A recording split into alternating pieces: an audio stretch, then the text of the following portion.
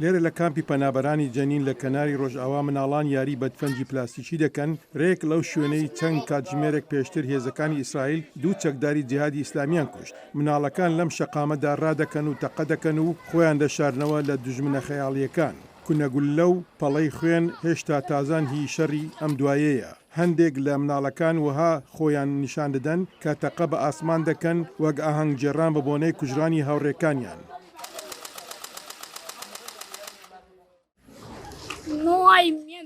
ترس نییە، ترسی من تەنها لە خوددایە.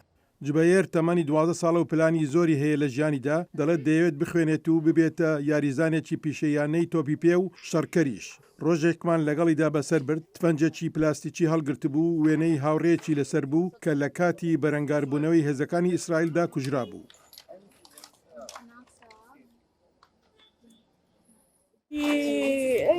ئەو لێرە بوو، ئەوانیش لەوێ بوون و پاشان تەق ئەو کوژرا. بەرەبایانی ئەو ڕۆژە ئەیسەر ئەلعامر کە سەرکردەیەکی خۆجێیی بزوتنەوەی جیهادی ئیسلامی بوو کوژرا. لە پرسەکەیدا سەدان کەس لە جەنین بەشداریان کرد. زانیاریەکانی نەتەوە یەکگرتوەکان ئاماژە بەوە دەکەن ئەم ساڵ خوێناویترین ساڵە بۆ فەڵەستینیەکان لە کەناری ڕۆژئاوا لە ماوەی 15 ساڵی ڕابردوودا. دوای ئەوەی حەماس لە هەفتیدا هێرشی کردە سەر ئیسرائیل، زیاتر لە 120 فەڵەستینی لە کناری ڕۆژئاوا کوژراون. لە ئاکامی ئەو هێرشەی حەماس زیاتر لە 1400 ئیسرائیل کوژران و بە دوایدا شەڕی حەماس ئیسرائیل دەستی پێکرد.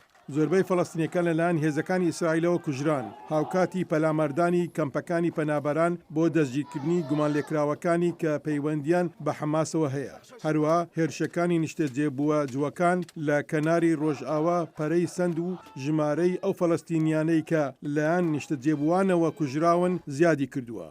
لەم گوندە بچووکە لە نێزیک شاری نابلس بە پێی ئامارەکانی وزارەتی تەندروستی فەڵەستینی لە ماوەی 2 هەفتەی ڕابردوودا لایەنی کەم 5 فەڵەستینی بە دەستی دانیشتوانی جوو کوژراون. مراد ئۆبەی دەڵێت تەقەی لێکرا. خەوتە بووم کاتی جۆم لە بڵندگوێی مزگەوتەکە بۆ ڕای دەگەیان هێرش کراوە و خەڵک پێویستیان بە یارمەتی هەیە. بەپەلە چوومە شوێنی ڕووداوەکە و بینیم ئامۆزاکەم لەسەر زەوی کەوتووە. منیش خستمە ناو ئۆتۆمبیلەکەەوە، کاتێکیش گەڕامەوە بۆ یارمەتیدانی ئەوانی تر، فیشەکێک بەرپشتم کەوت. ڕۆژانە پۆستەری نوێی فەڵەستینیە کوژراوەکان چاپ دەکرێن و بە دیواری شارەکانی فەڵەستیندا هەڵدەواسرێن.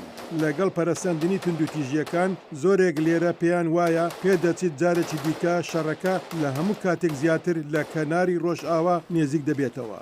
بۆ یان بۆیە شاد حەیدەر کەریم، دەنجی ئەمریکا.